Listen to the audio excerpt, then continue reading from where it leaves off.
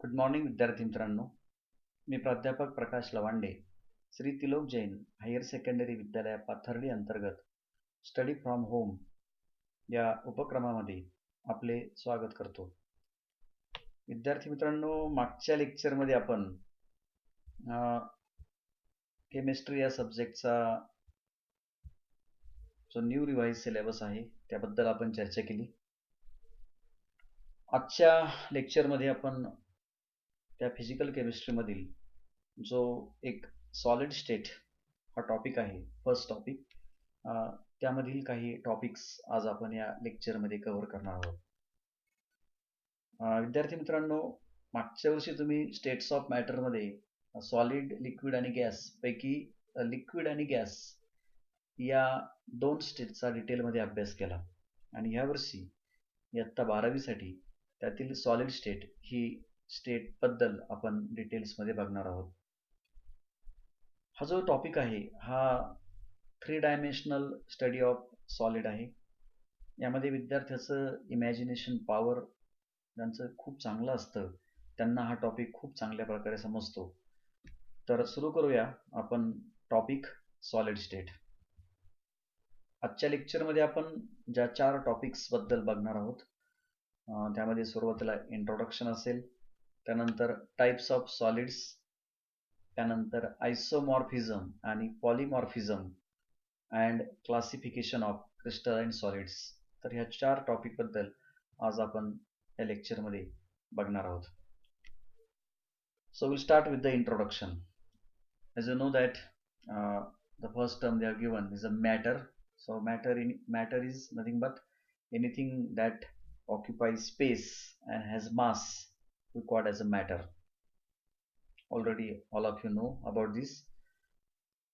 This matter exists in 3 states: solid, liquid and gaseous state.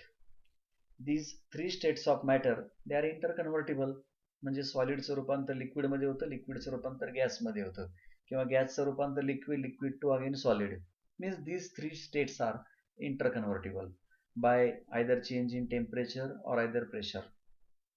Now any matter that may be the solid, that may be the liquid or that may be the gas, that is made up of constituent particles. हे constituent particle पासून बनलेलं असतं.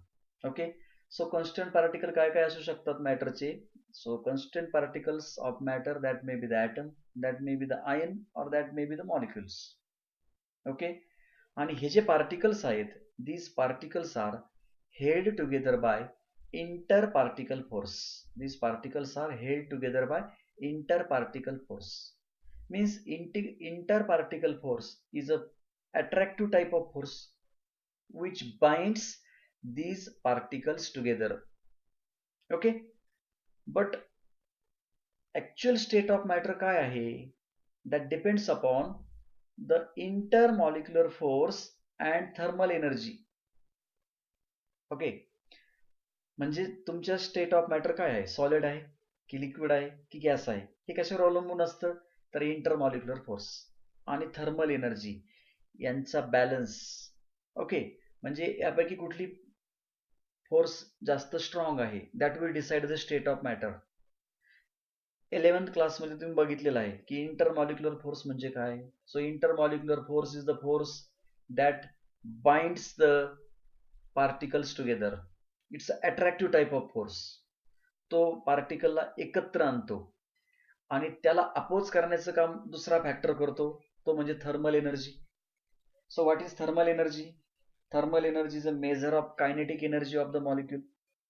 बरोबर आहे, thermal energy is a measure of kinetic energy of the molecule.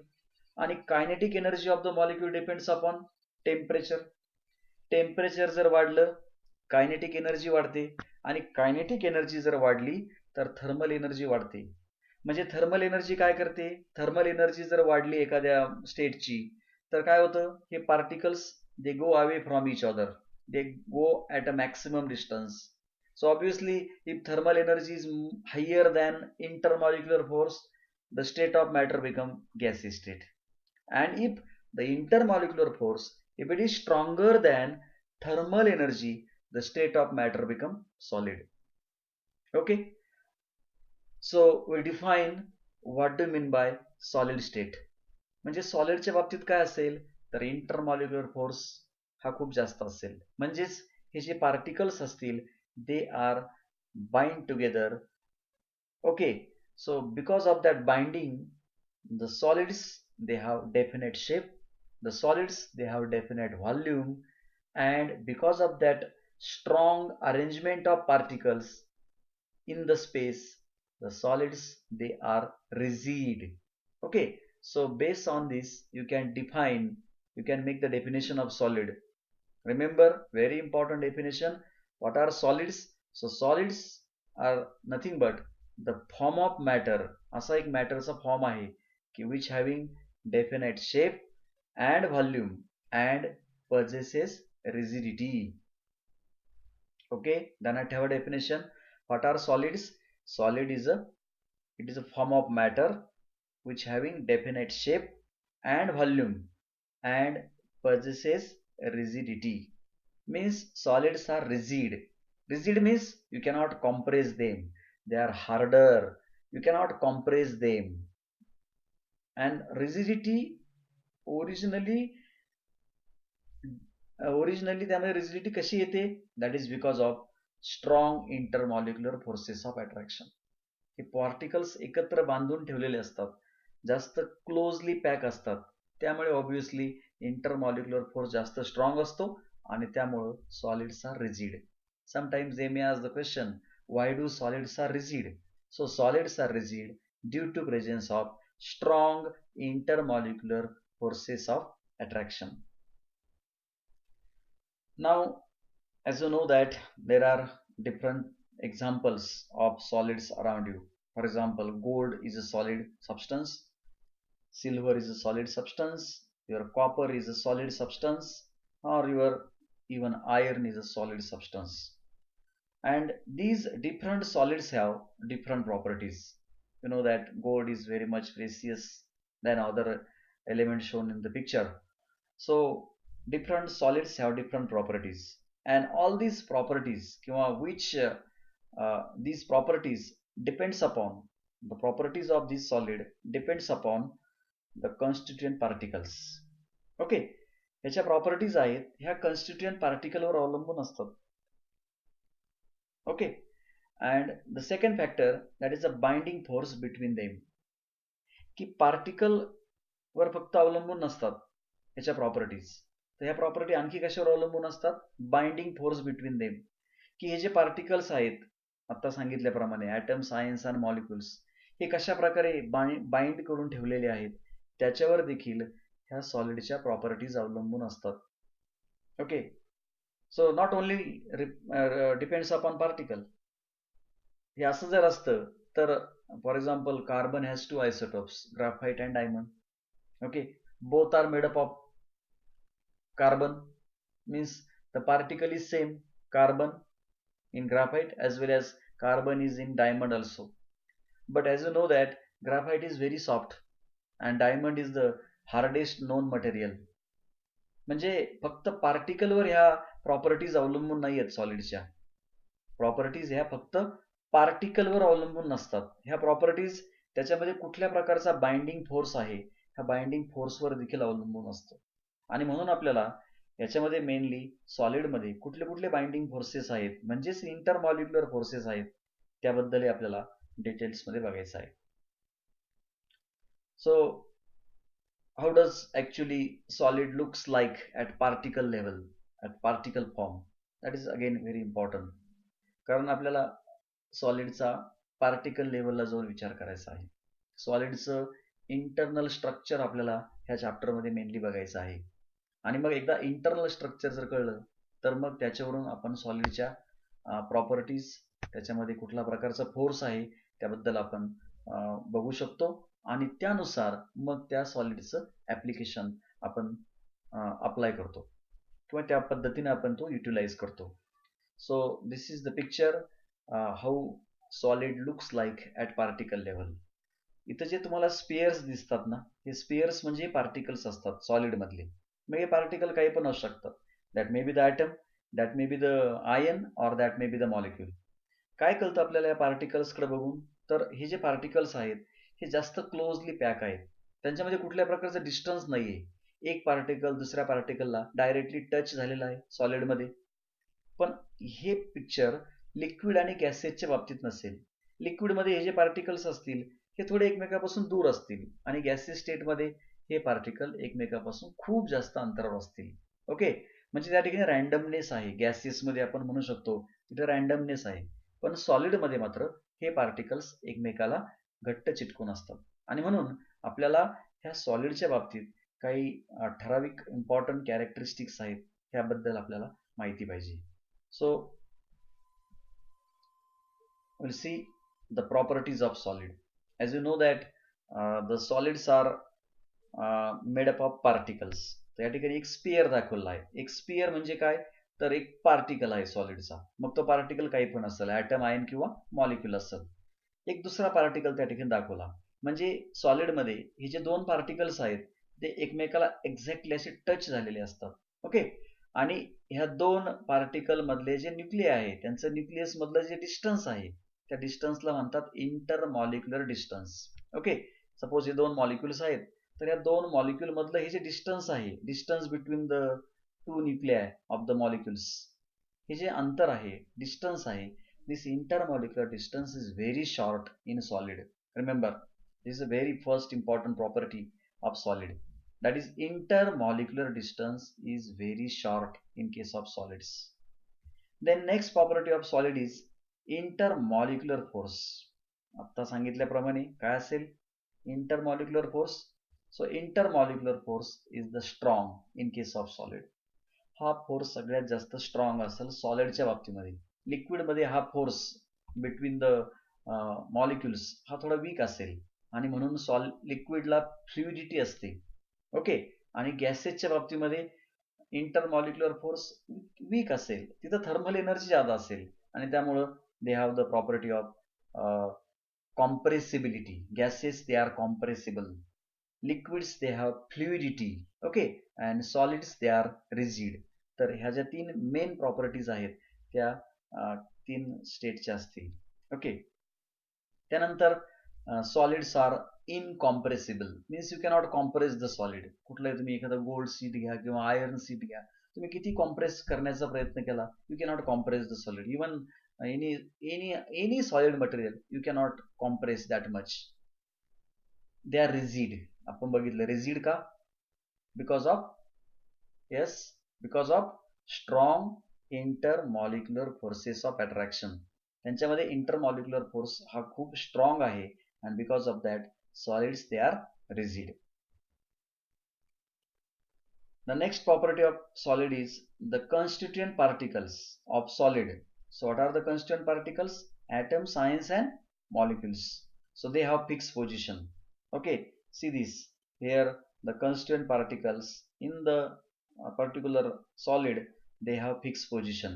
Okay, but these solids, they may vibrate, they may oscillate about their mean position. Okay, ते खूपच stationery, एकदमच stationery असतात असं काही नाही. They may vibrate about their mean position, but they have fix position in the space. And because of that solids they have definite shape. आपण बघतोय की वेगवेगळे सॉलिड्स आपल्याला जे दिसतात सभोवताली, they have definite shape, they have definite volume, because the particles they have fix position in space. Okay, so these are very important 4 characteristics or 4 properties of solid. So first one, intermolecular distance is very short. What is intermolecular distance?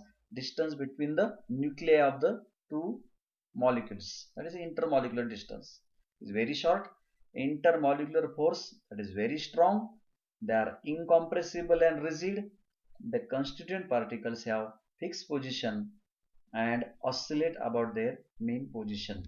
Okay, so this is what about the characteristics of solids. Then these solids, they are broadly classified into two types on the basis of the arrangement of particles in space. Okay, आतापर्यंत आपण काय बघितलं की हे जे particles आहेत ते पार्टिकलला fix position असते ओके. परंतु ह्या सॉलिडमध्ये पुन्हा हे जे पार्टिकल्स आहेत ते कशा प्रकारे अरेंज झालेले आहेत. In some solids the particles are arranged in a well defined order. In some solids may not. Okay, so depending on the arrangement of particles, solids are classified into two types. First one is a crystalline solid and second one is a amorphous solid. Now see this picture clearly explains you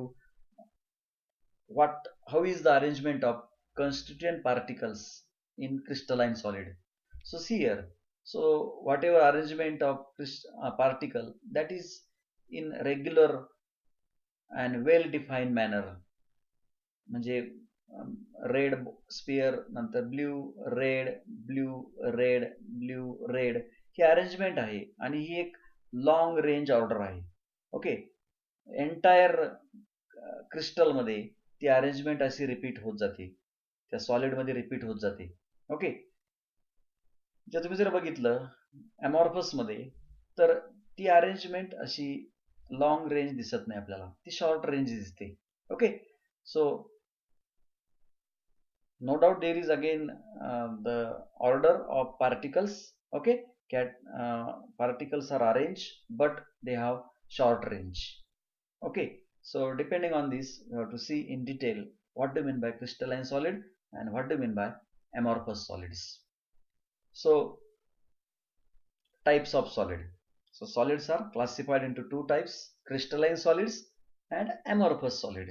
So what is crystalline solid? So crystalline solids are the solids in which the constituent particles, okay, constituent particles are arranged in definite repeating pattern.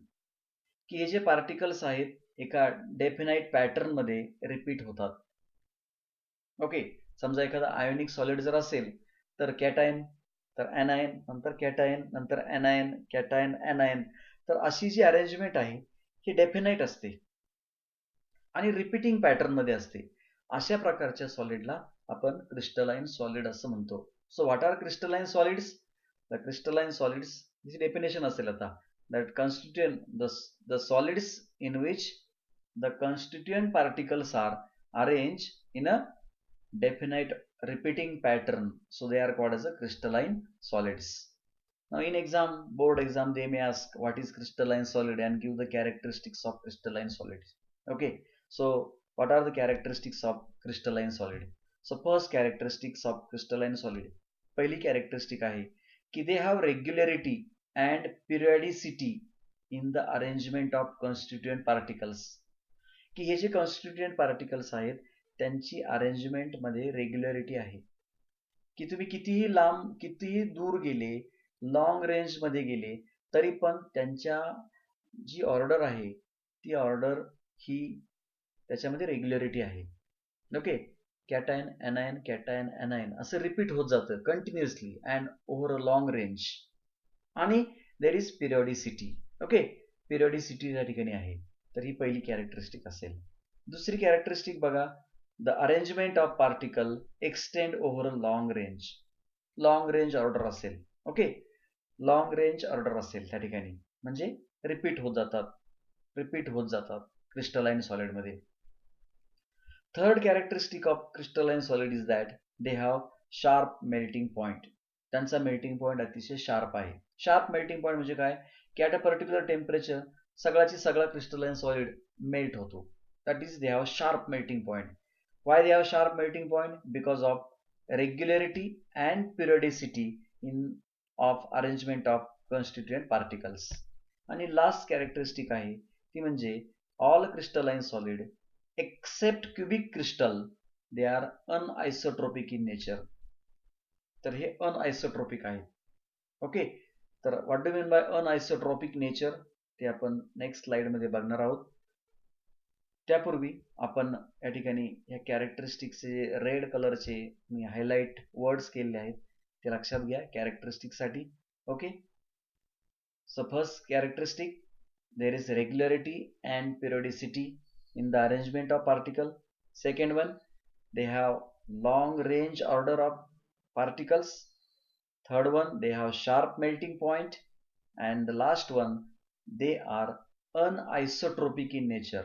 All crystalline solids are anisotropic. काही examples आहेत crystalline सॉलिडचे. For example ice, all types of salts, sodium metal, gold metal, copper, diamond, which is allotrope of carbon, graphite. So all these are crystalline solids. Okay, now solids are crystalline solids are anisotropic. Anisotropic height. So what do you mean by anisotropic? So for that purpose, consider this diagram for anisotropy. Now see this diagram. What this diagram, याच्यावरून काय कळतं आपल्या डायग्रामकडे बघून? तर आपल्याला असं कळतं की या ठिकाणी अरेंजमेंट ऑफ पार्टिकल जी आहे ती रेग्युलर मॅनर मध्ये आहे आणि त्या ठिकाणी पिरियोडिसिटी आहे की ठराविक पिरियड काळानंतर, ठराविक इंटरव्हल नंतर पुन्हा त्याच्यामध्ये आपल्याला एक पिरियोडिसिटी दिसते. ओके, आपण जर बघितलं अलॉंग द व्हर्टिकल लाईन बघितलं तर तुम्हाला फक्त काय दिसतात?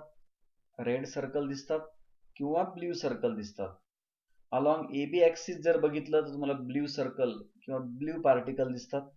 ओके, तुम्ही अलॉंग सी डी जर गेले तर तुम्हाला red blue red blue red blue असे पार्टिकल्स दिसतात. म्हणजे अरेंजमेंट कशी आहे? तर that is in regular and periodic manner मध्ये आहे. ओके, मग ह्या ज्या क्रिस्टलाइन सॉलिड्स आहेत, या क्रिस्टलाइन सॉलिडच्या वेगवेगळ्या प्रॉपर्टीज आहेत. For example refractive index, electrical, mechanical, conductivity, ह्या ज्या प्रॉपर्टीज आहेत सॉलिडच्या, तर ह्या प्रॉपर्टीज क्रिस्टलाइन सॉलिडच्या बाबतीमध्ये these properties are found to be different in different direction. Okay, लक्षात घ्या ह्या प्रॉपर्टीज कोणत्या? उदाहरणार्थ refractive index. So refractive index of crystalline solid it is found to be different in different direction.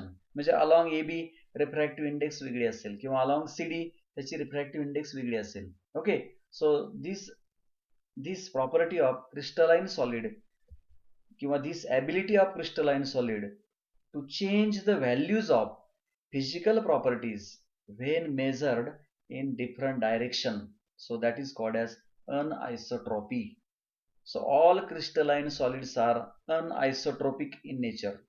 That means their physical property changes, the values of physical property changes in different direction. Okay, so this property we call as a anisotropy. मला वाटतं तुम्हाला सगळ्यांना कळलं असेल. या ठिकाणी महत्त्वाचा प्रश्न असेल, what do mean by crystalline solids and what are the characteristics of crystalline solids. किंवा शॉर्ट नोट येऊ शकते, एक्सप्लेन द टर्म अनआयसोट्रॉपी. तर what is definition of anisotropy? The ability of crystalline solid to change the values of physical properties when measured in different direction. Different direction मध्ये different physical प्रॉपर्टीचं magnitude तुम्हाला मिळतं. So this property is called as anisotropy. Okay, then second type of solid is amorphous solid. Okay, so what do you mean by amorphous solid? So there are some solids which looks like solid. For example, chair which actually looks like solid, or your तुमचं कॉम्प्युटरचं body असेल किंवा T व्हीचं जे material असतं which actually looks like solid but they are not true solids. You can say they are not true solids, they are the pseudo solid. Okay, they are the pseudo solid. So that type of solids are called as amorphous solid. Okay, so the substances that appear like solid but do not have well developed perfectly ordered crystalline structure, so they are called as amorphous solids. म्हणजे पुन्हा आपण बघा कुठे येतोय, आपण पुन्हा त्याच्या internal structure मध्येच येतोय. ओके, म्हणजे क्रिस्टलाइन सॉलिड मध्ये काय असतं की अरेंजमेंट ऑफ पार्टिकल्स रेग्युलर आणि पिरियोडिक मॅनर मध्ये आहे, परंतु आणि त्यामध्ये लॉंग रेंज ऑर्डर आहे. परंतु अमॉर्फसच्या बाबतीमध्ये ही जी अरेंजमेंट आहे that is not perfectly order. there is no periodicity in the arrangement of particles. Okay, and because of that amorphous solids, they are not true solids, and that's why they are called as a pseudo solids. त्यांना pseudo solids असं म्हणतात. They appear like solid but actually they are not solids. Okay, so this is the definition of amorphous solids. Then we'll see the characteristics of these amorphous solids. The first one, the constituent particles in amorphous solids, they are randomly arranged. बरोबर आहे, तिकडे आपण बघितलं होतं crystalline मध्ये की they have regularity and periodicity in the arrangement. इथं काय आहे, they are randomly arrange. Okay, the second तिकडे आपण बघितलं होतं they have long range order of constituent particle. या ठिकाणी काय आहे, they have short range of constituent particles. Okay, then third characteristic, they do not have sharp melting point. They have, आपण तिकडे बघितलं होतं क्रिस्टलाइन मध्ये, they have long sharp melting point. So they do not have sharp melting point. They melt over a range of temperature. Okay, and range of temperature means they melt in between these to this temperature. So that is the range of temperature आहे amorphous च्या बाबतीमध्ये. आणि तिथं बघितलं होतं आपण की crystalline solids are anisotropic in nature, but amorphous they are isotropic. Iso means same, you know, iso means same. So amorphous च्या बाबतीमध्ये तुम्ही कुठल्या डायरेक्शन ने गेले, okay, so in all direction the arrangement of particle that is found to be same, and because of that the properties have same values in any direction. Okay, so this property of substance, solid substance, we call as isotropy. Isotropy means the properties are having same values in all direction, so that is called as isotropy. So amorphous solids are isotropic in nature. With this we can make the distinction between the crystalline solid and amorphous solids. So tell me some important points of distinctions between amorphous and crystalline solids. So try to answer this difference. Okay, so what is the first point of difference? Crystalline solids have long range order. Amorphous solid short range order. Crystalline solids, they have sharp melting point. Amorphous solids have range melting points. Okay, crystalline solids are true solids. Amorphous solids are pseudo solids, or they may call as a supercooled liquids. Crystalline solids are anisotropic in nature. Amorphous solids are isotropic in nature. Okay, crystalline solids have definite geometric shape. Amorphous solids do not have definite geometric shape. Example, quartz, NaCl, all metals, they are crystalline solids. Amorphous solid, your glass, rubber, tar, plastic. So these are examples of the amorphous solids. Okay, then we'll move towards the next point. And what is the next point? Isomorphism and polymorphism. तर एक short note exam मध्ये येऊ शकते. Write short note on isomorphism or either polymorphism. So what is isomorphism? So iso stands for same and morphous means forms. Okay, so for example the two substances like NaF and MgO, so they are isomorphous. They are isomorphous to each other. You know isomers, so like that isomorphs. तर इथं दोन substance जे आहेत हे वेगळे दोन substance आहेत. NaF वेगळा, MgO वेगळा, but they have same crystal structure. दोघांचे क्रिस्टल स्ट्रक्चर मात्र सेम आहे. ओके, म्हणजे हे सॉलिड जरी वेगवेगळे असले परंतु यांचं क्रिस्टल स्ट्रक्चर मात्र कसं असतं, सेम असतं. आणि अशा प्रकारच्या फिनॉमिनॉनला आयसोमॉर्फिझम असं म्हणतात. So what is isomorphism? What is isomorphism? So isomorphism is nothing but two or more substances, दोन किंवा अधिक substance having same crystal structure. Actually substance वेगळे आहेत, परंतु ते एकाच प्रकारच्या क्रिस्टल पासून बनलेले असतात, एकाच प्रकारच्या क्रिस्टल पासून. हे नंतर कळणार आहे आपल्याला की क्रिस्टल किती प्रकारचे असतात. त्यांच्यामध्ये क्रिस्टल स्ट्रक्चर सेम आहे. तर अशा प्रकारच्या फिनॉमिनॉनला आयसोमॉर्फिझम असं म्हणतात. So what is isomorphism? Two or more substances having same crystal structure are said to be isomorphous, and the phenomenon is called as isomorphism. And in these substances, the chemical composition has same atomic ratio. यांचा atomic ratio जर बघितला NaF आणि MgO मध्ये, तर 1:1 atomic ratio आहे यांच्यामध्ये, 1:1. किंवा second example दिलेला आहे NaNO3 and CaOCO3. So these are also isomorphs of each other having atomic ratio 1:1:3. So this is what about isomorphism. मला वाटतं तुम्हाला समजलं असावं what do you mean by isomorphism. त्यानंतर त्यामध्ये दुसरी टर्म आहे ती म्हणजे पॉलिमॉर्फिझम. तुम्हाला माहिती आहे यातला पॉली शब्द म्हणजे काय? मेनी, आणि मॉर्फिझम म्हणजे फॉर्म्स, मेनी फॉर्म्स. ओके, इथं एक सिंगल सबस्टन्स की जो दोन किंवा अधिक क्रिस्टलाइन स्ट्रक्चर मध्ये एक्झिस्ट असतो त्याला म्हणतात polymorphous. Okay, so what is definition? A single substance that exist in two or more crystalline structure, so that is called as what? Polymorphous. And phenomenon is called as a polymorphism. An example दिला आहे calcite and argonite. So these are the two forms of calcium carbonate. So calcium carbonate ह्या दोन form मध्ये crystallize out होतं. So that's why they are called as a polymorphs of each other, and the phenomenon is called as a polymorphism.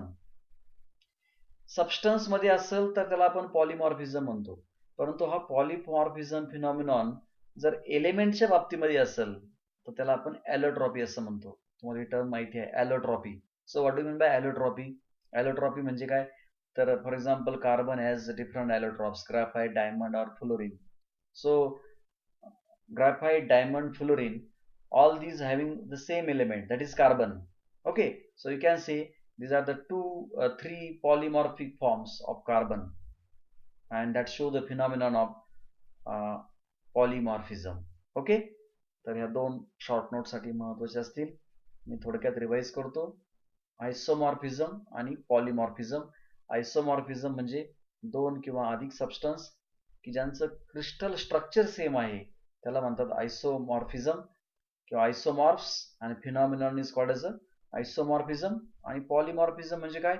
तर एकच single substance की ज्याला दोन किंवा अधिक क्रिस्टलाइन स्ट्रक्चर असतात. जसं की तुम्ही ग्राफाइट, कार्बन माहिती आहे की कार्बन मध्ये ग्राफाइटचं स्ट्रक्चर वेगळं आहे. ओके, त्याच्यामध्ये कार्बनचं हायब्रिडायझेशन sp2 आहे, डायमंड मध्ये sp3 आहे. Diamond is a hardest non material, graphite is a soft material. म्हणजे त्यांचं क्रिस्टलाइन स्ट्रक्चर कसं आहे? वेगवेगळं आहे. तर हा जो फिनॉमिनॉन आहे आपल्याला पॉलिमॉर्फिझम असं म्हणतो. त्याचं डेफिनेशन आणि एक्झाम्पल हे एक्झामच्या दृष्टीनं महत्त्वाचं असेल. त्यानंतर आपण नेक्स्ट पॉइंटकडे मूव्ह होऊ. नेक्स्ट पॉइंट जो आहे that is the last point from this particular lecture, and that is the classification of crystalline solid. बघा, आपण सुरुवात कुठपासून केली? आपण मॅटर पासून सुरुवात केली. Matter exist in 3 states, solid, liquid, gas. त्यापैकी आपण फक्त सॉलिडचा विचार करणार आहोत. सॉलिडचे पुन्हा आपण 2 टाइप्स बघितले, क्रिस्टलाइन, ॲमॉर्फस. या चॅप्टरमध्ये आपण ॲमॉर्फसचा अजिबात विचार करणार नाही. त्यापैकी फक्त कशाचा विचार करणार आहोत? क्रिस्टलाइनचा.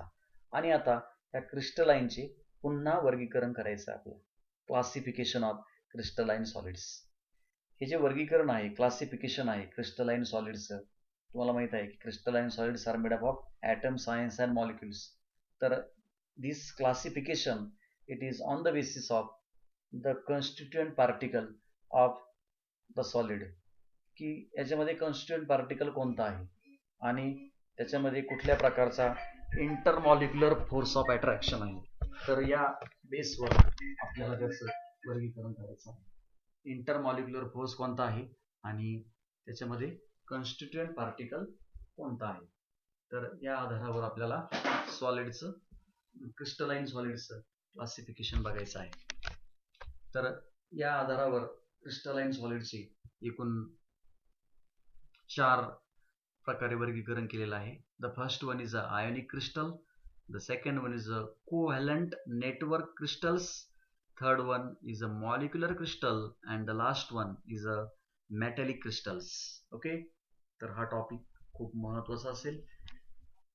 शॉर्ट नोट असतील किंवा एक्झाम्पल्स किंवा डिफाईन द टर्म्स या दृष्टीने हा टॉपिक आपल्याला डिटेल्समध्ये बघायचा आहे. ओके, तर त्यातला आपण एक एक टॉपिक घेऊ, त्यातला एक एक पॉइंट घेऊ. त्यामध्ये पहिला जो पॉइंट आहे that is ionic solid. Okay, so what are ionic solid किंवा what are ionic crystals? Okay, now the name itself suggests ionic means this crystal is made up of iron. हा crystal ion पासून बनलेला असेल. Okay, हा crystal ion पासून बनलेला असेल. So what are ionic crystals?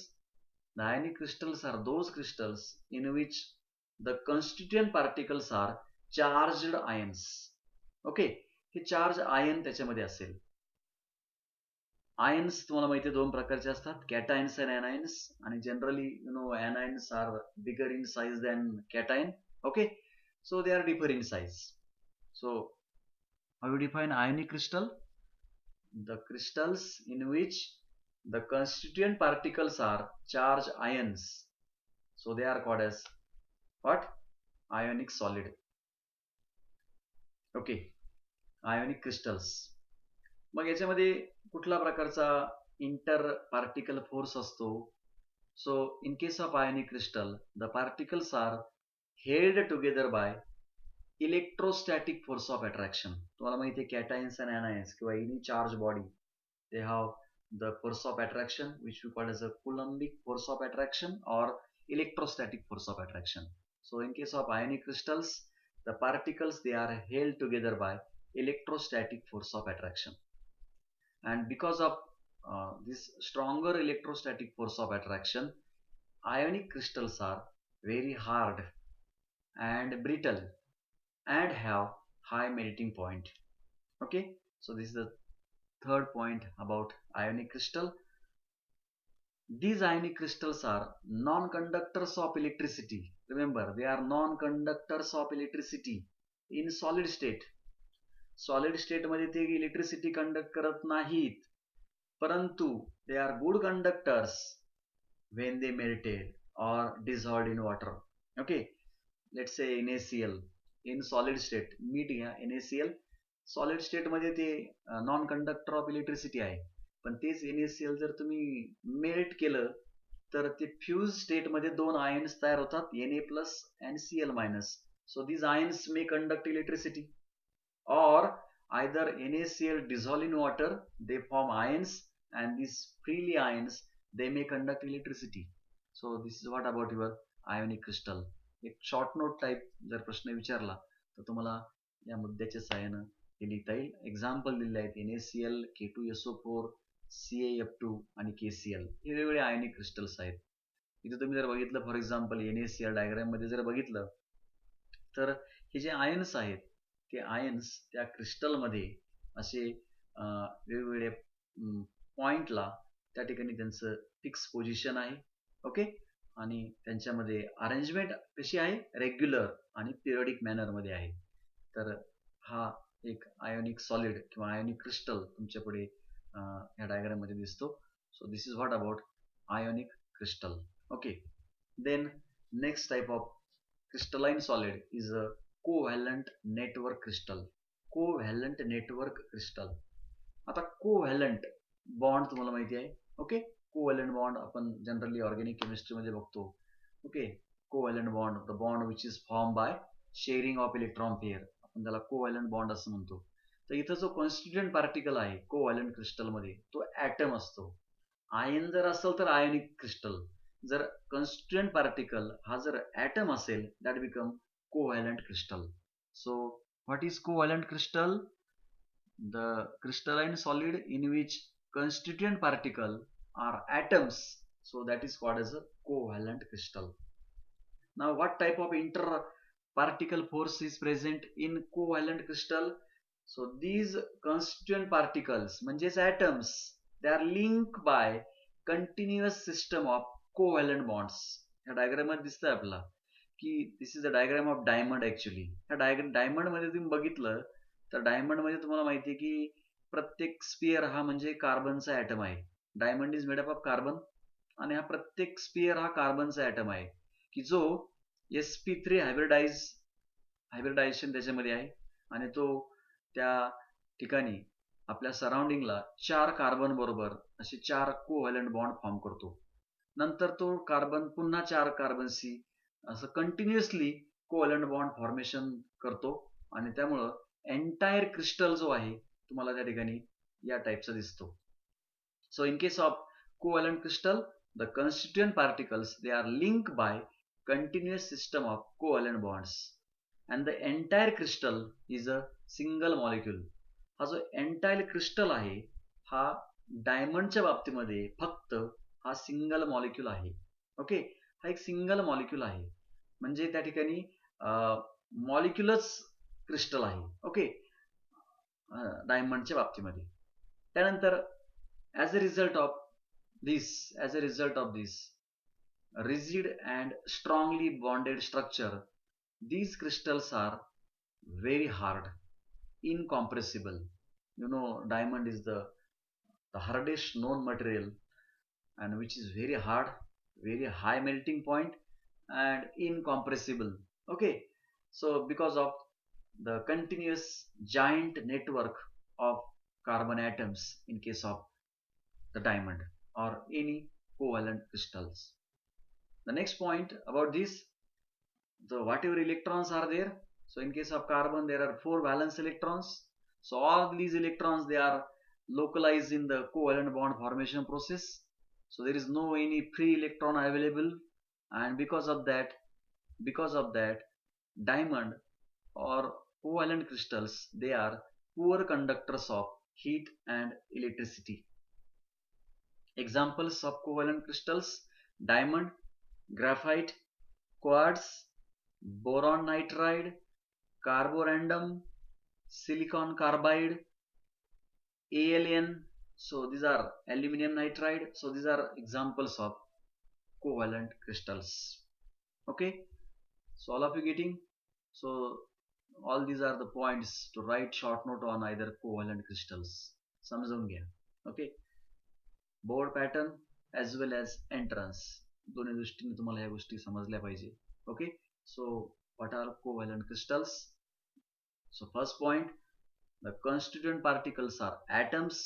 Okay, constituent particles are atoms. If constituent particle is atom, it is called as a covalent crystal. What type of interparticle force? That is a covalent bond. Covalent bond itself is a interparticle force. Because of this rigid and strongly bonded structure, these crystals are very hard, incompressible and high melting boiling point. And as electrons are localized in the covalent bond process, no free electron is available, and because of that they are poor conductors of heat and electricity. And here are some examples. So this is what about covalent crystal. Then the third type of crystalline solid or crystalline solid is the molecular crystals. The name itself explains you molecular crystal. Molecule means here the crystals are made up of molecules. Here the constituent particles are molecules, and if the constituent particles are molecules they are called as molecular crystals.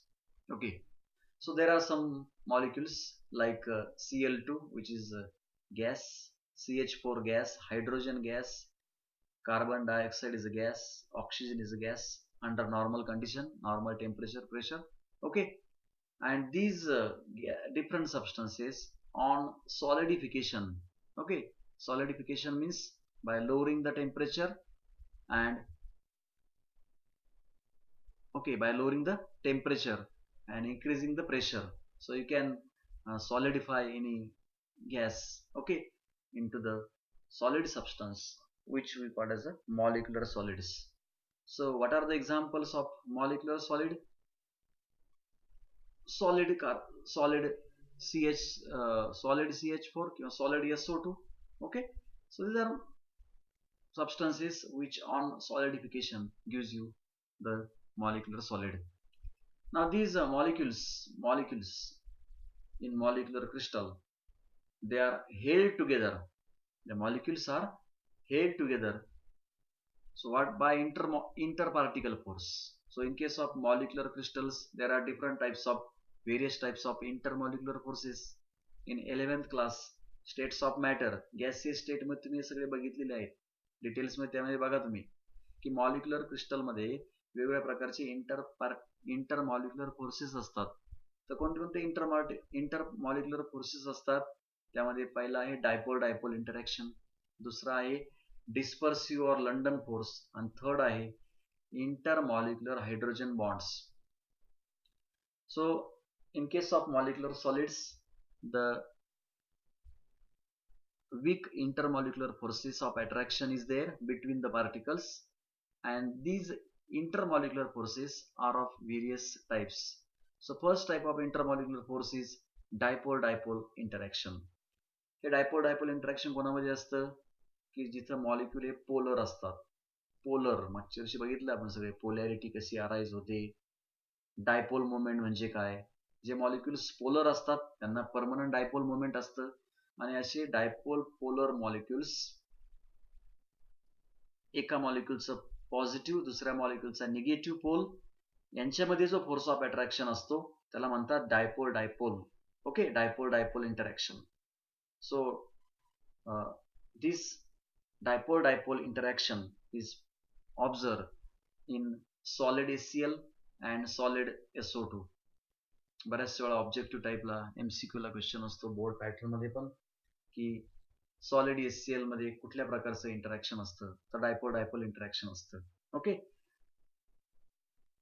Then second type of interaction is, okay remember इथं dipole dipole interaction मध्ये हे जे molecules आहेत, या मॉलिक्युलची महत्वाची feature पाहिजे यांच्यामध्ये की they must have permanent dipole movement. त्यांना परमनंट डायपोल मुवमेंट पाहिजे. असेच मॉलिक्युल मध्ये काय असतं, डायपोल डायपोल इंटरॅक्शन असतं. आणि मॉलिक्युल कसा पाहिजे, पोलर. दुसऱ्या प्रकारचा इंटरमॉलिक्युलर फोर्स आहे तो म्हणजे dispersion or London forces. London forces, तर हे जे फोर्सेस आहेत हे जनरली नॉन पोलर मॉलिक्युल मध्ये तुम्हाला दिसतात. नॉन पोलर, हे पोलर आणि हे नॉन पोलर. आणि नॉन पोलर मॉलिक्युल सुद्धा दे are held together by the force, and that force is called as a intermolecular force, किंवा त्यातली त्यात त्याला नाव काय दिलेलं आहे नॉन पोलरच्या बाबतीमध्ये लंडन फोर्स, किंवा त्याला डिस्पर्शन फोर्स असं म्हटलेलं आहे. तर CH4 मॉलिक्युल, आता पोलर पोलर मॉलिक्युल मध्ये इंटरॅक्शन असणं ऑब्वियस आहे, because there is a polarity and there is a force of attraction between the oppositely charged pole. But these molecules CH4, H2, I2, even your monoatomic gases, argon, neon, so यांच्यामध्ये सुद्धा काय असतं, ह्या molecule मध्ये म्हणजे CH4 molecule मध्ये सुद्धा एक इंटरमॉलिक्युलर फोर्स असतो, जो 11वी तुम्ही बघितलेला आहे कशा प्रकारे त्याच्यामध्ये फोर्स ऑफ अट्रॅक्शन डेव्हलप होतं. 11वी स्टेट्स ऑफ मॅटर डिटेल मध्ये बघा, तुम्हाला लक्षात येईल सगळे. तर CH4 मॉलिक्युल असेल किंवा H2 मॉलिक्युल असेल, H2 मॉलिक्युल मध्ये, I2 मॉलिक्युल मध्ये जे इंटरॅक्टिव्ह फोर्स आहे त्याला लंडन फोर्स असे म्हणतात. तो त्याचा इंटरमॉलिक्युलर फोर्स ऑफ अट्रॅक्शन आहे. आणि तिसऱ्या प्रकारचा इंटरमॉलिक्युलर फोर्स आहे तो म्हणजे इंटरमॉलिक्युलर हायड्रोजन बॉन्ड्स. मागच्या वर्षी बघितलं असेल तुम्ही पुन्हा की हायड्रोजन बॉन्ड्स म्हणजे काय, तर एक हायड्रोजन बॉन्ड्स किंवा हायड्रोजन बॉन्डिंग हे कोणत्या एलिमेंट मध्ये असतं ज्याचं तुमचा ऑक्सिजन, नायट्रोजन किंवा फ्लोरीन असतो कंपल्सरी, की जे मोस्ट इलेक्ट्रोनेगेटिव्ह एलिमेंट आहेत, आणि तो हायड्रोजनशी बॉन्ड फॉर्म करतो. अशा मॉलिक्यूलमध्ये हायड्रोजन बॉन्डिंग ऑब्झर्व होतं. HF मध्ये हायड्रोजन बॉन्डिंग असतं, अमोनियामध्ये असतं, H2 मध्ये असतं. Actually hydrogen bonding is a like your dipole-dipole interaction, which is a special type of, you can say special type of hydrogen bonding. Okay. तर यांच्यामध्ये water मध्ये बघितलं तर वॉटर मॉलिक्यूल मध्ये दोन वॉटर मॉलिक्यूल मध्ये एका वॉटर मॉलिक्यूलचा हायड्रोजन आणि दुसऱ्या वॉटर मॉलिक्यूलचा ऑक्सिजन यांच्यामधलं जे इंटरॅक्शन आहे त्याला आपण इंटर मॉलिक्युलर हायड्रोजन बॉन्डिंग असं म्हणतो. तर असे तीन प्रकारचे इंटर पार्टिकल फोर्स म्हणू शकता. They are present in the molecular crystals. Okay. these molecular solids, they are soft, they soft आहेत and they have low melting point. Remember, ionic solids are hard. Okay. Covalent, they are also hard. Diamond is the hardest known material, but molecular solids are not that much hard. They are soft. Why they are soft? Because the interparticle force of attraction is very weak force of attraction आहे. त्यामुळे हे कसे आहेत, soft आहेत आणि त्यांचा melting point कसा आहे, लो आहे. Okay. These solids are poor electrical conductors आणि हे इलेक्ट्रिकल कंडक्टिव्हिटी दाखवत नाहीत. तर अशा पद्धतीनं मॉलिक्युलर सॉलिडचे हे काही पॉइंट्स आहेत जे तुम्हाला शॉर्ट नोटसाठी महत्त्वाचे असतील आणि या समजावून घेताना ही फोर्सेस आहेत, हे फोर्सेस आणि त्याच्यामधले एक्झाम्पल्स याचा आपल्याला जास्त विचार करायचा आहे. कुठलं एक्झाम्पल येऊ शकतं, त्याच्यामध्ये कुठल्या प्रकारचा फोर्स आहे किंवा तो कुठल्या प्रकारचा सॉलिड आहे, पोलर मॉलिक्यूल आहे की नॉन पोलर मॉलिक्यूल आहे की हायड्रोजन बॉन्डेड मॉलिक्युलर सॉलिड आहे. तर त्या दृष्टीनं हे पॉइंट्स या ठिकाणी महत्त्वाचे असतील. आणि क्रिस्टलाइन सॉलिडचा सगळ्यात लास्ट तो प्रकार आहे तो म्हणजे metallic crystals. Okay. Metallic crystal, metallic, for example, iron is a metallic crystal. Okay. So in metallic crystals, they are formed by atoms of the same metallic element. Iron असेल तर त्यामध्ये सगळे ॲटम्स असणार. कोणाचे? Fe आयर्नचे Fe atoms असणार. And these atoms they are held together by metallic bond. ते सगळे ॲटम ते मेटॅलिक बॉन्डनं बाइंड करून ठेवलेले असतात. म्हणजे या ठिकाणी इंटर पार्टिकल फोर्स कोणता, तर तो आहे मेटॅलिक बॉन्ड. तो आहे मेटॅलिक बॉन्ड हा त्याच्यामध्ये इंटर पार्टिकल फोर्स असेल. Okay. So in case of metals are orderly collection of positive metal ion in the sea of delocalized electron. Metals मध्ये ऍक्च्युली पिक्चर कसं असतं, तर metal cation that is surrounded by the sea of delocalized electron. Let's say in the diagram they are given the example of one metal where, so this is the atom, one atom which having nucleus and its different cells. तर इथं बघितलं तुम्ही तर सगळे atoms जे valence sale आहेत म्हणजेच outer most shell जे आहेत they are closely pack, they are exactly touching each other. Okay. So the electrons present in the metal, okay, electrons present in the valence shell of metal, that electrons they are free to move from one atom to the another atom. म्हणजे valence shell एकमेकाला touch झालेले असतात metallic solid मध्ये. Okay. Iron मध्ये सगळे atoms एकमेकाला valence shell touch असतील आणि त्यामुळे त्याच्यामधले जे व्हॅलन्स इलेक्ट्रॉन्स आहेत ते एका ॲटम मधून दुसऱ्या ॲटम मध्ये जातात आणि एका ॲटम मधून दुसऱ्या ॲटम मध्ये जर तो इलेक्ट्रॉन गेला की काय होतं, त्या ठिकाणी इलेक्ट्रॉन त्या गेल्यामुळं त्या ठिकाणी पॉझिटिव्ह मेटल आयन तयार होतो आणि तो इलेक्ट्रॉन त्या लॅटिस मध्ये पूर्ण स्ट्रक्चर मध्ये तो इलेक्ट्रॉन कुठेतरी जाऊन तो फ्री होतो आणि मग हे जे मेटल आयन आणि डिलोकलाइज इलेक्ट्रॉन आहे यांच्यामध्ये जो फोर्स ऑफ अट्रॅक्शन आहे त्यालाच आपण मेटॅलिक बॉन्ड असं म्हणतो. So the force of attraction between this positively charged metallic ion and negatively charged sea of delocalized electron, so is called as a metallic bond. So they may ask the definition of metallic bond. So metallic bond म्हणजे काय, तर force of attraction, the force of attraction between positively charged metallic ion which we call as a kernels, त्यालाच काय म्हणतात, kernels, and negatively charged C of delocalized electron, so that is called as a metallic bond.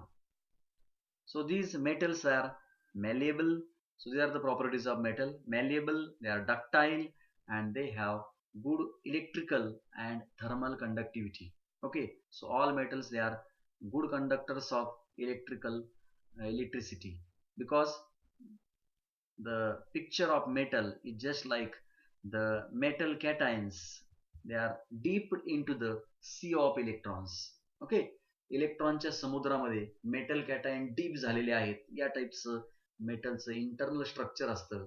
त्या ठिकाणी काही electrons हे free असतात, आणि हे जे फ्री इलेक्ट्रॉन्स आहेत they are responsible for the conduction of electricity in case of metals.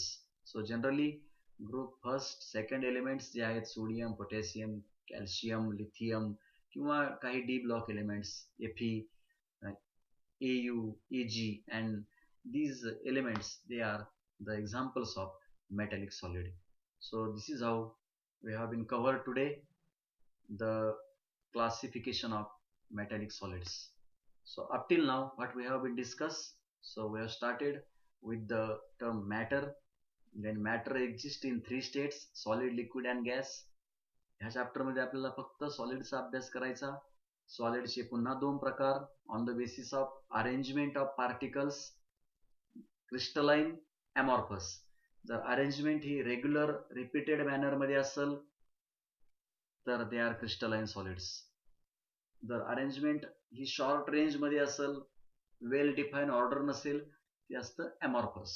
आणि यानंतर मग आपण ह्या क्रिस्टलाइन सॉलिड्स यांचा आपल्याला या चॅप्टरमध्ये पूर्णपणे अभ्यास करायचा. मग ह्या क्रिस्टलाइन सॉलिडचे पुन्हा चार प्रकार केलेले आहेत, on the basis of constituent particle and on the basis of the interparticle force. Remember, interparticle force, that I am stressing every time. Interparticle force या ठिकाणी खूप महत्त्वाचा असेल, because that will decide the rigidity of solid. Okay, तर त्या आधारावर आपण चार प्रकार बघितले. त्यामध्ये पहिला बघितला आपण आयोनिक सॉलिड. आयोनिक सॉलिड म्हणजे काय, तर त्याच्यामध्ये कॉन्स्टंट पार्टिकल हा आयन असतो, आणि त्यामध्ये जो फोर्स ऑफ इंटरपार्टिकल फोर्स आहे तो असेल इलेक्ट्रोस्टॅटिक फोर्स. दुसरा प्रकार कोव्हॅलंट सॉलिड, ज्याच्यामध्ये constant particle is atom and the interparticle force is a covalent bond. तिसरा प्रकार बघितला आपण तो म्हणजे मॉलिक्युलर सॉलिड, की ज्याच्यामध्ये कॉन्स्टिट्युएंट पार्टिकल्स आर मॉलिक्युल्स.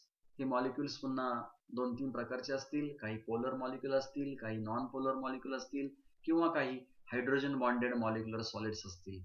तर याच्यामध्ये जो इंटर पार्टिकल किंवा त्यामध्ये इंटर मॉलिक्युलर फोर्स जो आहे तो इंटर मॉलिक्युलर फोर्स आहे either dipole dipole interaction or either dispersion force, किंवा त्याला आपण लंडन फोर्स असं म्हणतो, किंवा हायड्रोजन बॉन्डिंग म्हणतो.